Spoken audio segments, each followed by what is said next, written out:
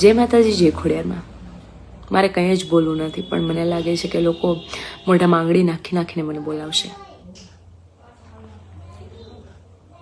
હાલમાં મારા પપ્પાનો એક વિડીયો વાયરલ કર્યો છે, જેની અંદર મારા પપ્પા રડે છે અને કહે છે કે ભાઈ મારી દીકરીએ મારા સાથે વિશ્વાસઘાત કર્યો. તો શું તમને લોકોને ખબર છે કે જે દિવસે હું ઘરેથી નીકળી તે દિવસે હું ઘરે કહીને નીકળી હતી કે હું જાઉં છું. મેં ઘરે મેસેજ છોડ્યો હતો કે મેં આ નિર્ણય લીધો છે મારા જીવન માટે. મેં મારી બહેનો સાથે વાત કરી હતી, મેં મારા પપ્પા સાથે વાત કરી હતી અને 2-4 દિવસ પછી અમે રૂબરૂ મળ્યા હતા આ વાતનો નિર્ણય લાવવા માટે, મારું ફેમિલી અને અહીંયાથી ફેમિલી. અને નિર્ણય આવ્યો હતો. મારા પપ્પાએ રાજી ખુશીથી મારા માથે હાથ મૂકીને આશીર્વાદ આપ્યા હતા અને કીધું હતું કે ભાઈ તું ખુશ રહે, હું તને અપનાવીશ નહીં પણ ક્યારેય તારે આડે નહીં આવું. અને એવું તો છે નહીં ને કે હું દુનિયાની પહેલી એવી દીકરી છું કે જેણે લવ મેરેજ કર્યા, તો હું જ કેમ ચર્ચાનો વિષય? કેટલી પટેલ સમાજની એવી દીકરીઓ છે કે જે ભાગીને બીજી જ્ઞાતિમાં જાય છે.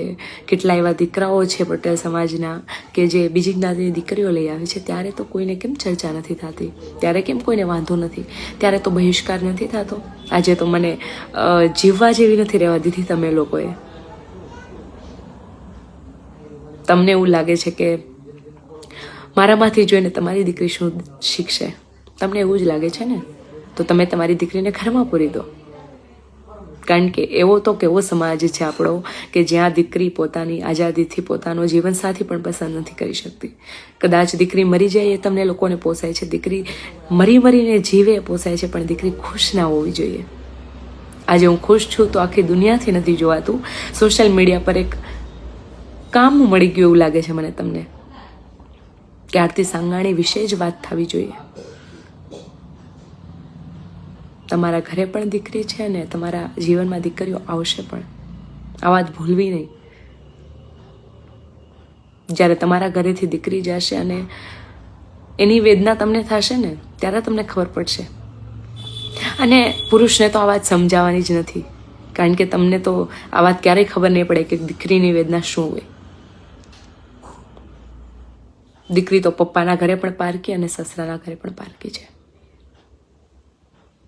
અત્યારે તમને બધાને મારાથી આટલો વિરોધ છે, મારી જાતથી, હું જે જ્ઞાતિમાં આવી છું એ જ્ઞાતિથી તમને બહુ વિરોધ. રિપોર્ટર અરવિંદ રાઠોડ, સુરત.